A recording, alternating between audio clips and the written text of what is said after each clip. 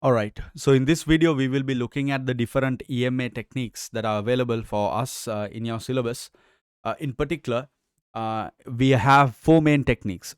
The point is that in EMA, you're essentially trying to measure, track your environment related costs, and then manage it.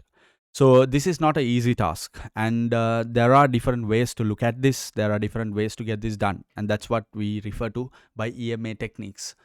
Ideally, what you're trying to do is you're trying to establish your total environmental cost, and then by being conscious, you're reaping benefits, right? So you would do a total benefit analysis also of your environmental conviction and environmental commitments and all the effort that you're putting in protecting the environment.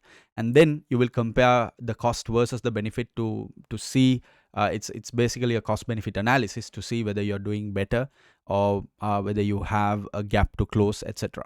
So that's what happens with EMA techniques, or that's what we use EMA techniques for.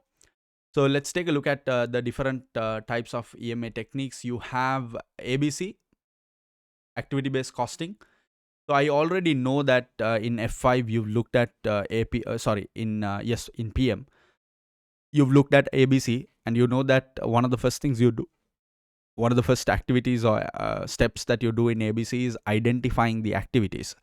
In the context of EMA, what you're doing is you're looking at the activities that are related to the environment. What are the activities that your business is doing that are related to the environment? Then you will pool the costs under each relevant activity, and then you'll try to figure out a cost driver for that activity, and then you'll try to establish a cost driver rate. Like, for example, if you determine that fuel consumption is a particular concern that you have, then you can identify the activity, like number of the driving, the transport, the activity of traveling on behalf of your company. So that's your activity. Then you'll take all the traveling costs and pool it together. Maybe it's 10,000, 20,000, $50,000, whatever. And then you'll see what's driving that cost. So a cost driver will be identified, like something like miles traveled, number of, or the distance traveled in kilometers or in miles. So then what you have is you have the total cost associated to traveling, and you have the total number of kilometers traveled. So you divide it and you get a per kilometer figure. That's your environmental related traveling cost per kilometer.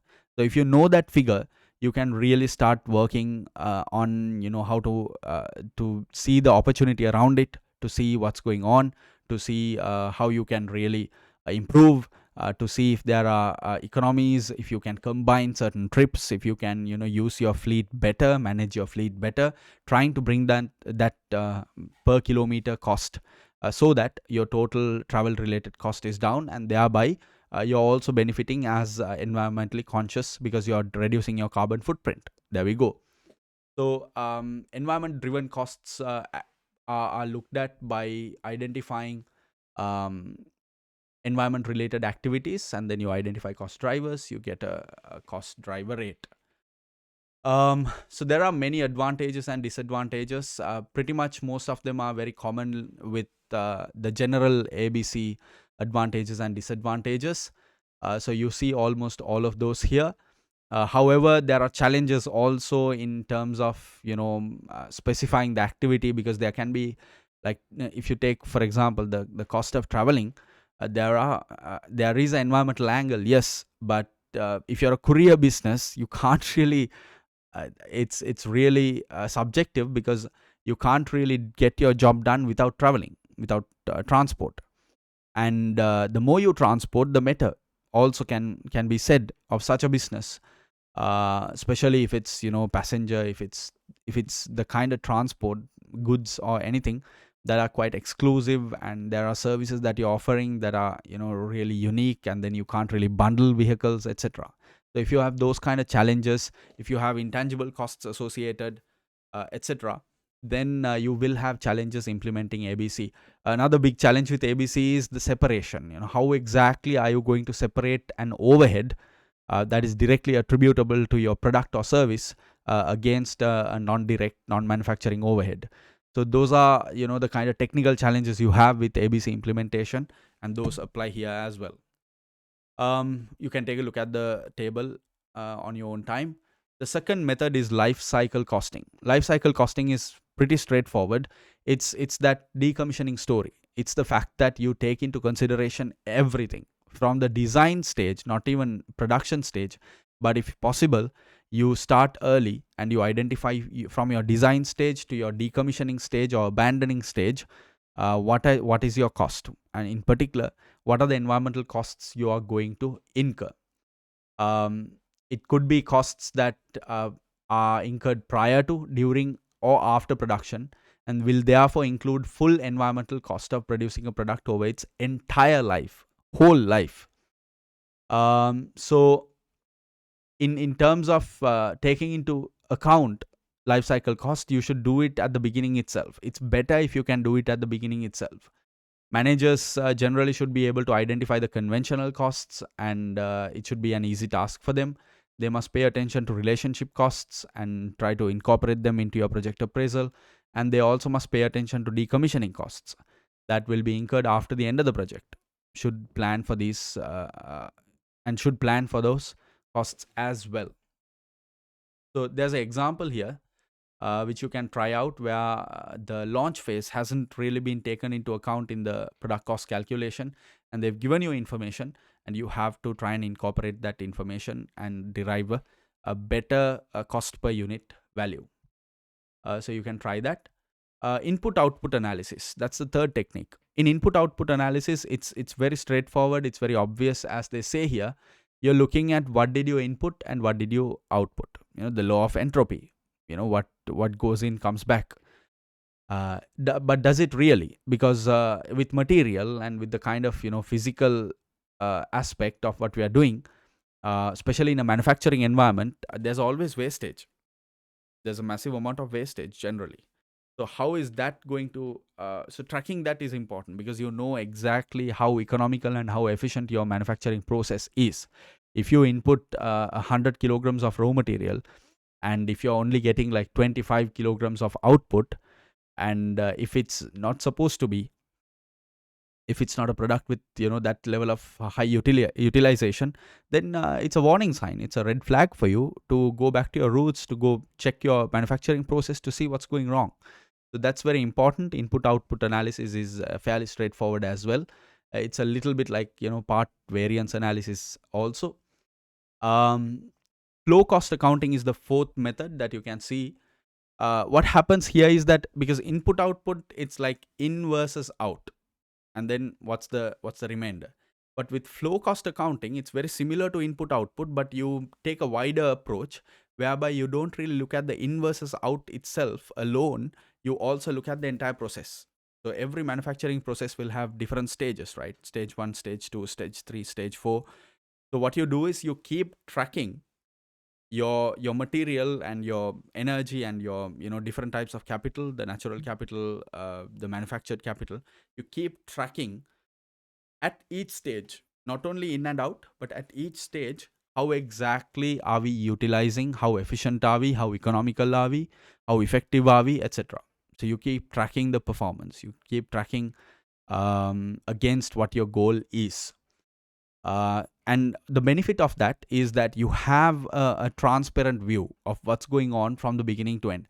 Because there are many aspects, many production companies like Coca-Cola, if you take for example, and I have to say that I'm taking it as an example a lot, but the point is that the Coca-Cola manufacturing process itself, how it's manufactured, how are they getting that distinct taste, that is a unique question, and that is not something that very many people know, right? It's actually rare. I think only few people in the world know exactly what mix, what raw material, what kind of production takes place.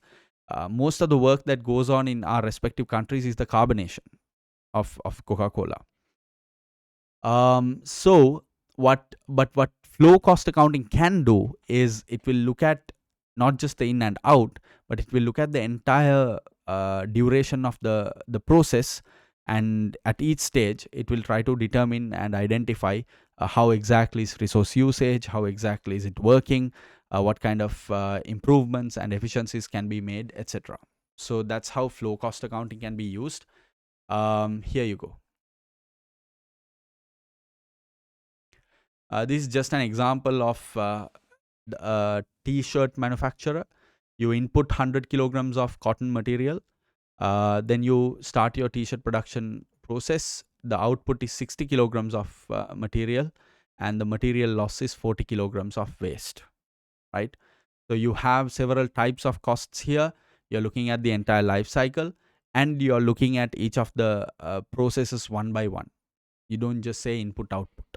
Input 40, input 100, output 60. You don't stop there. You look at what went on in the middle, and you keep tracking your performance with whatever relevant measures or KPIs that you're using, and see how you're performing. That is how you can definitely try this. And the final component is quality related costs. You see, EMA is something that is heavily attached to quality more and more with every passing day, because environmental consciousness, as I said, is a rising idea. It's a prominent idea. A lot of people are adopting it. A lot of companies are adopting it.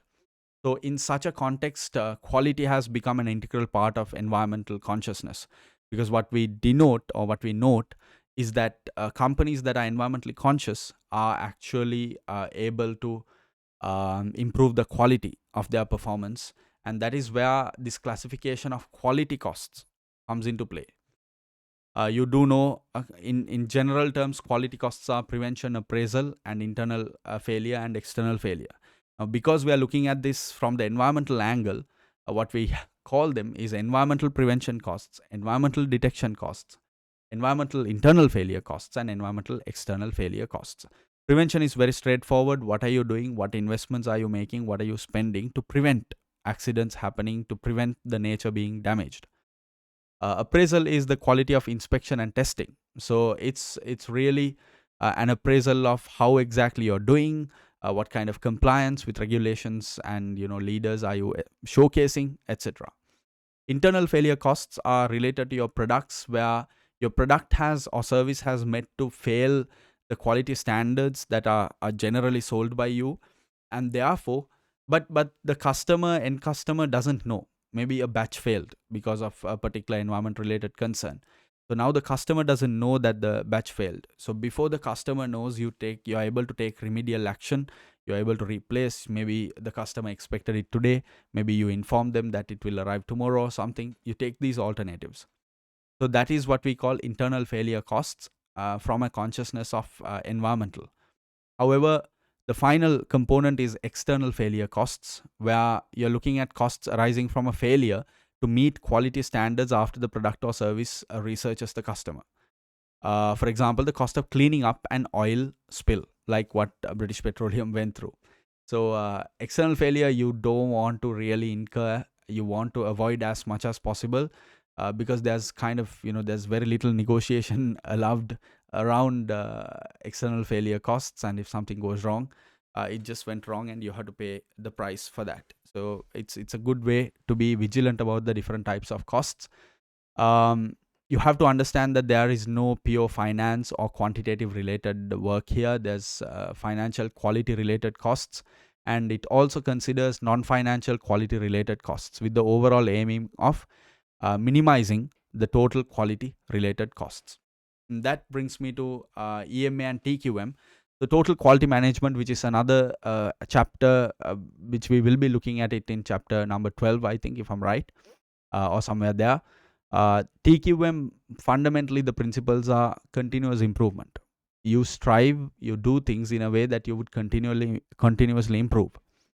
So in such a situation, and what in the context of EMA, what you're basically doing is you would try to come up with a system, because you're working with an environment, or you're working with a situation where excellence is being pursued, because you're talking about TQM. So TQM is characterized mainly by excellence and continuous improvement. So if you can bring those two concepts into your environmental management accounting processes, it means that your company, your staff is aspiring to be the best they can be, to reach excellence, and to keep costs down, and to continuously improve. So this is a big win-win. So that's how EMA and TQM kind of work together, because we need those TQM principles in the modern context. We need that to manage our environment, to protect our environment, to do everything we can to ensure that the environment is a safe place and it is sustainable. That is a wrap for the second chapter. It has been predominantly about the environment and also sustainability, and I hope that the lesson is worthwhile.